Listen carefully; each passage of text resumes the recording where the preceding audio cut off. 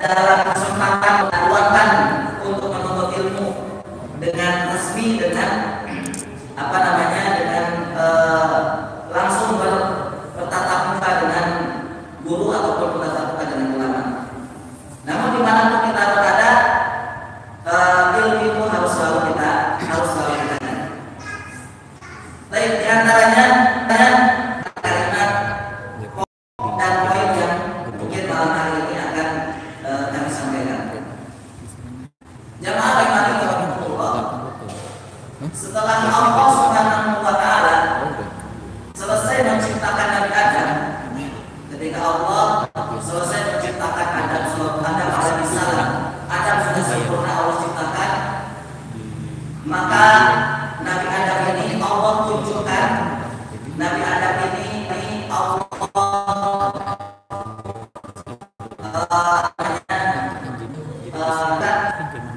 dua makhluk Allah Subhanahu wa taala yang sebelumnya sudah Allah ciptakan, yaitu malaikat dan jin. Kemudian Allah Subhanahu wa taala mengatakan, inni ja'ilun fil ardi khalifah. Secara kasarnya Allah mengatakan, wahai malaikat, wahai jin, sesungguhnya aku akan menjadikan fil ardi, yaitu di muka bumi, khalifah. Ya, nanti kita akan lanjutkan khalifah itu seperti apa. Aku akan menjadikan khalifah. Jadi, jamaah rahimahullah, Allah menciptakan Nabi Adam, dan tentunya kita sebagai keturunan dari Nabi Adam alaihissalam, ya, sebagaimana yang selalu didukungkan dan kita juga selalu mendengar bahwa atau fungsi diciptakannya Nabi Adam dan manusia di muka bumi adalah menjadi khalifah. Sekilas atau beberapa kilasan yang disampaikan oleh para ulama tafsir yang mendefinisikan, yang mengartikan tentang khalifah dalam ayat ini. Wa idh qala rabbuka lil malaikati inni ja'ilun fil ardi khalifah. Di dalam kata khalifah,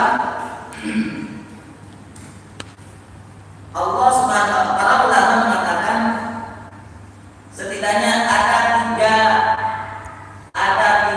elemen atau ada tiga pengertian yang dimaksudkan kepada khalifah ini. Yaitu yang pertama, at-tanfidh. Khalifah itu adalah sosok yang akan menetap, yang akan memperlakukan, yang akan melaksanakan awamirillah, perintah syariat Allah Subhanahu wa taala. Itulah tugas kita sebagai khalifah. Yang pertama adalah menetapkan, melaksanakan, kemudian memperlakukan syariat Allah Subhanahu wa taala di muka bumi ini. Kemudian yang kedua yang dimaksudkan oleh ulama dari makna khalifah ini adalah istimarah. Apa itu? Yaitu memakmurkan bumi, memakmurkan tempat yang menjadi memakmurkan bumi sebagai tempat yang menjadi tempat tinggalnya manusia dan tempat tinggalnya kita hari ini. Yang ketiga adalah at-tadbir, yaitu memiliki fungsi sebagai pengurus atau yang mengurusi bumi dan tempat-tempat yang lainnya, yang mengurusi bumi secara umum. Maka jamaah Allah, manusia Adam alaihissalam sampai kita dan sampai nanti Allah Ta'ala menentukan akhir ini, menjadikan manusia di muka bumi ini adalah sebagai Khalifah yang diantaranya tadi menjadikan bumi ini diberlakukannya syariat Allah, diberlakukannya awamirillah, yaitu yang perintah Allah, hukum-hukum Allah Subhanahu wa ta'ala. Dan itu yang hari ini belum terjadi khususnya di negeri kita. Padahal sekali lagi kita sebagai khalifah memiliki tugas tadi, diantaranya at-tanfidz. Kita masing-masing kita ketika kita mengatakan asyhadu alla ilaha illallah, maka kita sudah memiliki tugas dari Allah Subhanahu wa ta'ala. Apa itu? Yaitu bentuk melakukan hukum Allah Subhanahu wa ta'ala di muka bumi. Kemudian yang kedua tadi adalah mengurusi, kemudian memakmurkan, gitu ya, dan menghadirkan manfaat-manfaat yang menciptakan stabilitas dalam kehidupan bumi ini. Itulah di antara makna, di antara definisi atau pengertian daripada khalifah yang mungkin sebagian kita ada yang menafsirkan dengan pemimpin. Walaupun sebenarnya kata polis itu juga pemimpin. Tapi khalifah sebenarnya paling tidak ada dua makna. Khalifah itu adalah mereka yang menggantikan, karena kata khalifah ini akar katanya dari khalafa, yaitu belakang, maka khalifah adalah seseorang yang menggantikan seseorang yang setelahnya. Maka Abu Bakar As-Siddiq radhiyallahu ta'ala anhu disebut dengan Khalifatul Rasulillah, yaitu pengganti setelahnya, yaitu Nabi Sallallahu Alaihi Wasallam. Esensinya tidak berbeda dengan khalifah. Kemudian yang kedua, makna khalifah adalah setelahnya tadi sebagai seorang yang menggantikan. Yang kedua adalah mereka yang memiliki fungsi tadi memakmurkan, mengurusi, memperlakukan di muka bumi ini syariat Allah Subhanahu wa ta'ala, ya, sampai bumi ini betul-betul menjadi tempat dilaksanakannya perintah dan syariat Allah Subhanahu wa ta'ala. Kemudian setelah itu, setelah Allah Subhanahu wa ta'ala memberitahukan kepada Nabi Adam, memberitahukan kepada dua makhluk Allah Subhanahu wa ta'ala tentang Nabi Adam bahwa ini ja'ilun fil ardi khalifah, bahwa sesungguhnya Allah akan menjadikan khalifah di muka bumi. Maka Allah Subhanahu wa ta'ala memberikan ilmu, memberikan ilmu. Allah mengatakan pada ayat yang setelahnya, ayat yang ke-31-nya, wa 'allama Adam al-asma'a kullaha, dan ayat sampai terakhir. Wa 'allama Adam al-asma'a kullaha, wa 'allama, dan Allah mengajarkan Adam al-asma', Nabi Adam, mengajarkan kepada Nabi Adam, memberikan ilmu kepada Nabi Adam, asma, nama-nama kullaha, semuanya. Mengajarkan asma, nama-nama semuanya. Apa maksudnya? Maksudnya adalah sebagaimana yang ditafsirkan di dalam tafsir At-Tahrir wa Tanwir. Beliau mengatakan, Sahihul Kitab mengatakan, asma di sini adalah alfaz tadullu ala dawatil asya allati yahtaju naw al-insan ila ta'bir anha li hajatihi, yaitu sebuah ucapan atau perkataan yang kalimat yang diucapkan itu menunjukkan atas sesuatu perkara, yang perkara itu diperlukan, dibutuhkan oleh manusia untuk memenuhi kebutuhan manusia selama di muka bumi ini. Maksudnya ketika Allah Subhanahu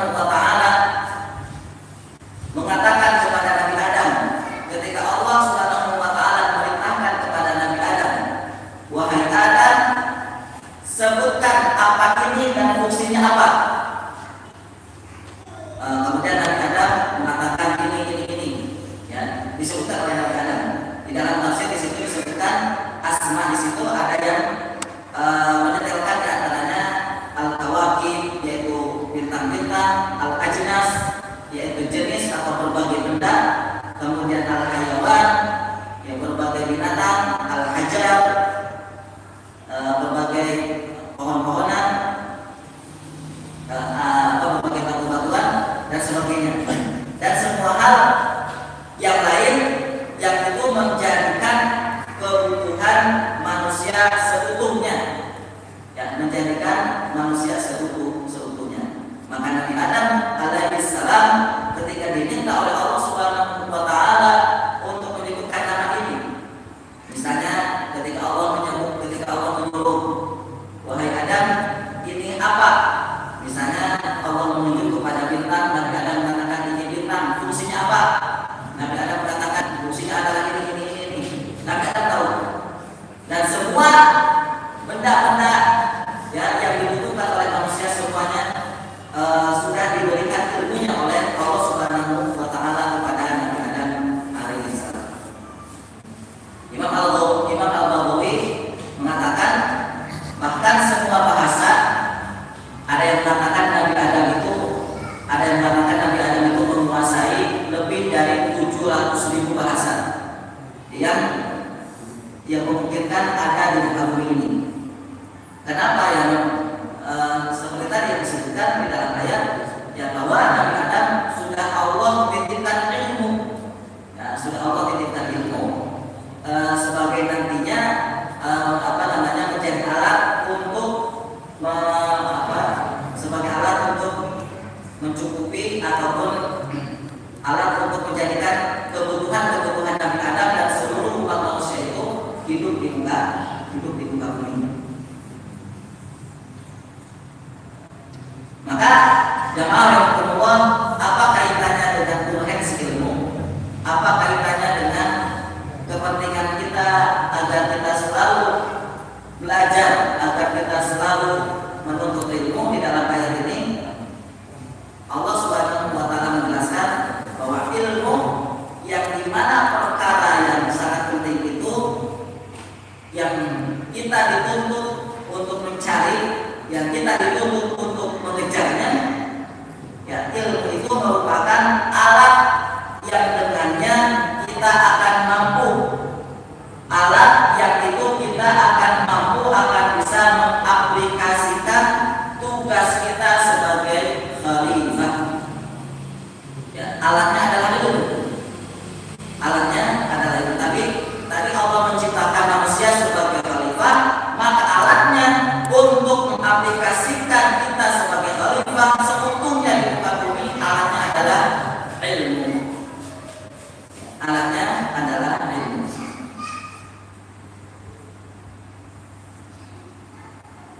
Sehingga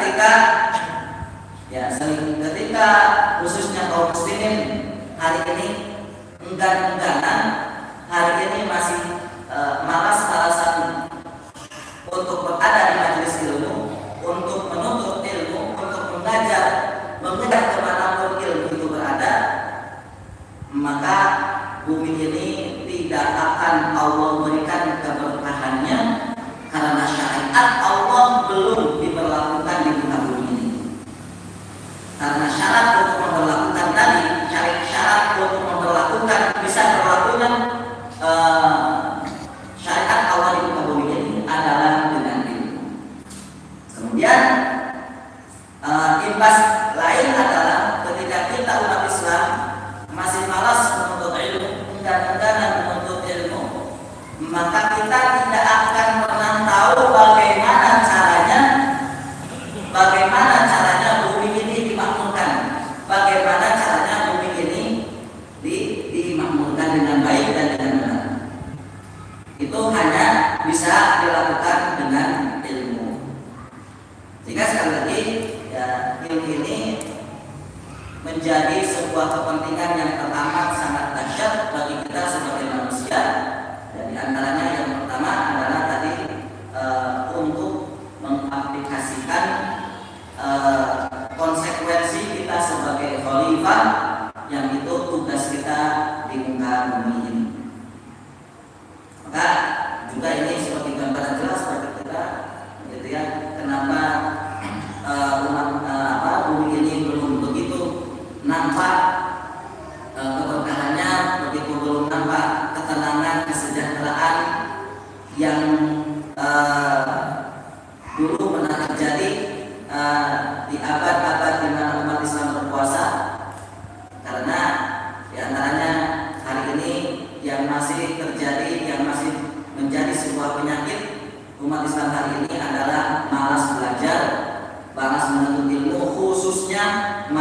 untuk menuntut ilmu syar'i.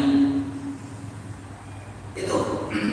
Kemudian kepentingan yang lain adalah ilmu menjadikan sebab dimuliakannya Nabi Adam. Ilmu menjadikannya sebab dimuliakannya Nabi Adam, juga manusia semuanya, Dimuliakan dari siapa? Dimuliakan dari seluruh makhluk Allah Subhanahu wa taala, terlebih dimuliakan atau bahkan dimuliakan dari malaikat sekalipun. Allah Ta'ala mengatakan, wa idh qulna lil malaikati isjudu li adama fasajadu. Ketika diperintahkan Allah Subhanahu wa taala ketika Allah merintahkan kepada malaikat usjudu li Adam, bersujudlah kalian kepada Nabi Adam. Fasajadu, maka malaikat pun semuanya bersujud. Tentu di sini sujud bukan dalam artian beribadah, tapi bersujud dalam artian bentuk memuliakannya malaikat kepada makhluk yang Allah telah berikan kemuliaan dengan ilmu. Kata wa idh qulna dan ketika kami katakan dan ketika kami perintahkan menunjukkan bahwa perintah untuk memuliakan Nabi Adam, yaitu dengan sebab ilmu, itu adalah perintah langsung dari Allah Subhanahu wa taala. Allah yang langsung memerintahkan, bukan siapa-siapa. Allah yang langsung memerintahkan malaikat dan semua makhluk untuk memuliakan Nabi Adam atas sebab ilmu. Jadi sekali lagi yang memerintahkan kita untuk memuliakan, yang memerintahkan kita juga untuk menghormati, untuk menjaga dan hal yang lainnya terhadap ahli ilmu adalah Allah Subhanahu wa taala langsung. Kenapa Allah menyuruh langsung agar semua malaikat, agar semua makhluk Allah juga jin, yang padahal sekali lagi malaikat dan jin itu adalah dua makhluk yang pertama kali diciptakan sebelum Nabi Adam diciptakan, karena adalah disebabkan ilmu yang memiliki fungsi dahsyat yang tadi sudah saya sampaikan. Ya, kita perhatikan ayat tadi, wa idh qulna lil malaikati, bahwa yang perintahkan langsung untuk memuliakan orang yang Allah berikan ilmu adalah Allah Subhanahu wa taala langsung. Dan malaikat dan jin itu adalah dua makhluk yang sudah pertama kali Allah ciptakan sebelum Nabi Adam. Maka urusan mulia memuliakan, maka urusan hormat menghormat itu bukan sekedar karena urusan lebih tua umurnya, bukan urusan karena lebih tua usianya. Malaikat dan jin adalah dua makhluk yang lebih tua usianya daripada Nabi Adam, karena malaikat dan jin adalah dua makhluk yang sebelumnya sudah Allah ciptakan sebelum Nabi Adam. Tetapi sekali lagi, urusan memuliakan, urusan menghormati adalah lebih disebabkan karena Allah telah memberikan kepada orang tersebut ilmu, karena Allah sudah memberikan kepada orang tersebut ilmu. Baik, jamaah rahimakumullah, dengan ilmulah Allah Subhanahu wa taala menjadikan kita mulia. Allah dengan ilmulah Allah Subhanahu wa taala menjadikan menjadikan kita mulia. Maka ketika kita malas belajar, ketika kita enggan-engganan untuk menyempatkan waktu dalam sehari menuntut ilmu, ya sebagaimana ketika kita menyempatkan sehari untuk makan, ya sebagaimana kita menyempatkan satu hari untuk makan, karena misalnya ketika kita satu hari tidak makan, tidak ada makanan yang masuk ke dalam tubuh kita, maka kita akan merasa lemah. Kita dalam beramal, ya. Begitu juga akal kita, roh kita akan merasakan bahwa kita tidak akan mampu beramal dengan sempurna, kita tidak akan mampu beramal dengan baik ketika roh kita, ketika akal kita tidak kita asupi dengan asupan ilmu. Ya, kita tidak asupi dengan asupan ilmu, ya, sehingga lambat laun orang tersebut, lambat laun ketika orang tersebut selalu dan terus menerus membiasakan diri untuk malas belajar, seolah-olah dia lambat laun sedang menuruni ataupun sedang menerjuni, sedang memasuki lembah kehinaan, sedang memasuki jurang kehinaan. Namun sebaliknya, ketika kita betul-betul serius, kemudian kita semangat, kemudian kita betul-betul mau menyempatkan diri untuk menuntut ilmu, maka seakan-akan sebaliknya kita sedang menaiki tangga demi tangga untuk menjadikan diri kita mulia di hadapan Allah Subhanahu wa Ta'ala.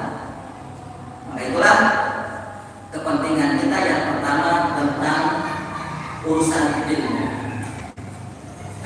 Kemudian di dalam surat Al-Fatihah Allah Subhanahu wa Ta'ala mengatakan, ihdinas siratal mustaqim siratal ladzina an'amta 'alaihim. Ayat ini adalah ayat yang wajib kita baca ketika kita sholat. Allah mengatakan, ihdinas siratal mustaqim, tunjukilah kami kepada jalan yang lurus, yaitu jalan yang telah kami beri nikmat, siratal ladzina an'amta 'alaihim, yaitu jalan orang-orang yang telah Allah Subhanahu wa Ta'ala beri nikmat. Para ulama tafsir telah diberi nikmat berupa jalan yang lurus, itu mereka seperti yang disampaikan dalam surat An-Nisa ayat 69, satu an-nabiyyun, para nabi, dua as-siddiqun, orang-orang yang jujur, asy-syuhada, orang-orang yang mati syahid, yang keempat as-shalihun, orang-orang yang baik, orang-orang yang saleh.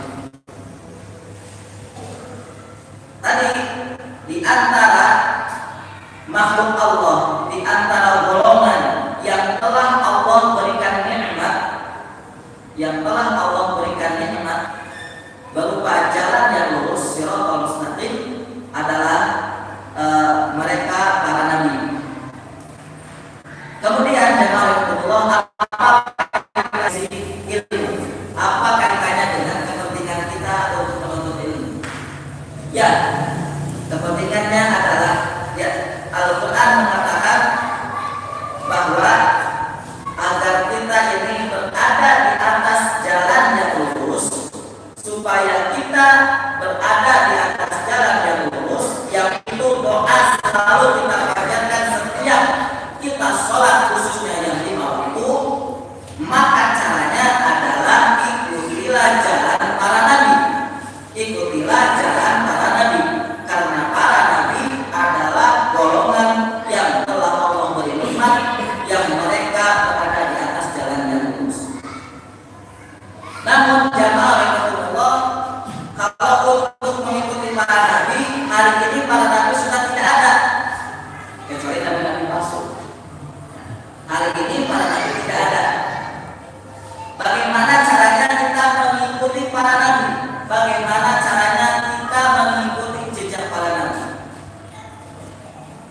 Maka caranya adalah pegang erat ilmu, pegang erat ilmu. Hal ini sebagaimana yang disabdakan oleh Nabi kita Shallallahu Alaihi Wasallam, yang hadis ini dibawakan oleh Abu Darda radhiyallahu taala anhu. Abu Darda mengatakan, qala sami'tu Rasulullah sallallahu alaihi wasallam, innal anbiya lam yuwarrithu dinaran wa la dirhaman. Sesungguhnya para nabi, bukan hanya Nabi Muhammad, tetapi seluruh para nabi tidak mewariskan kepada umat-umatnya berupa harta, berupa dinar dan dirham, berupa harta. Namun innama warathu al-ilm. Para nabi mewariskan kepada kita sebagai umatnya adalah ilmu.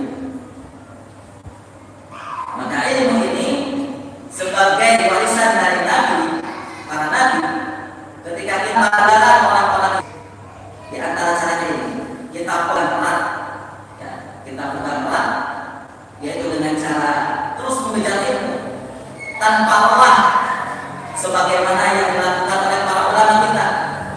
Di antaranya adalah Imam Ahmad rahimahullah taala. Ya, ada salah seorang murid yang beliau melihat Imam Ahmad di atas di majelis ilmu itu. Beliau ketika selesai di majelis ilmu yang satu, menyelesaikan ilmunya ulama itu, maka beliau mengejar ilmu yang lain atau mengejar ulama yang lain yang di situ yang di situ ada rutinitas belajar mengajar. Karena sekali lagi dulu masjid itu bukan digunakan hanya sekedar sholat, tapi dulu masjid digunakan adalah diantaranya rutinitas untuk belajar mengajar. Sehingga masjid-masjid itu pojok demi pojok, ya, mereka yang ahli di bidang ataupun ahli di pakatnya masing-masing. Ada yang ahli di bidang tafsir, fiqih, kemudian ilmu sekaligus. Ketika itu ingin belajar setelah sholat, mudah saja, langsung kita hampiri majelis itu, langsung kita hampiri majelis itu.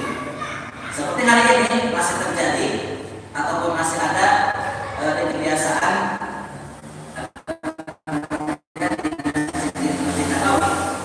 Ya, pojok-pojok Masjid Nabawi masih dipenuhi oleh para ulama, masih dipenuhi oleh para ahli ilmu. Nah, sehingga jamaah kaum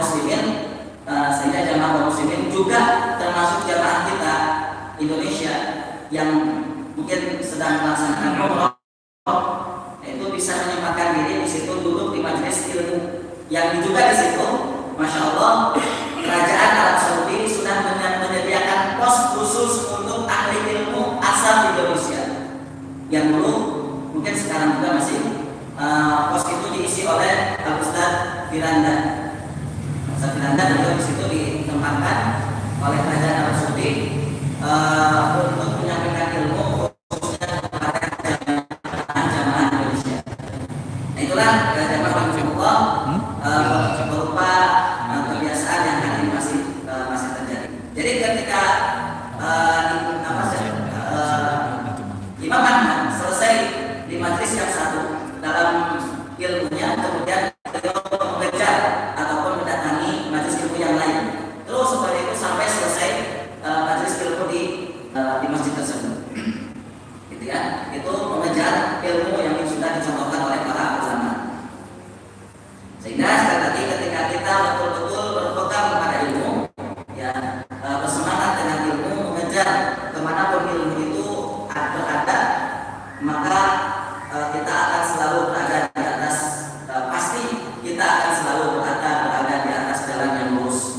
Kita akan selalu berada di atasnya, jalan yang itu dulu pernah dilalui oleh para nabi kita. Kemudian ketika kita sekali lagi dipenuhi dengan ilmu, maka kita akan selalu Allah beri nikmat, kita Allah akan selalu Allah beri nikmat berupa tentu nikmat petunjuk. Sehingga ketika nikmat petunjuk menghampiri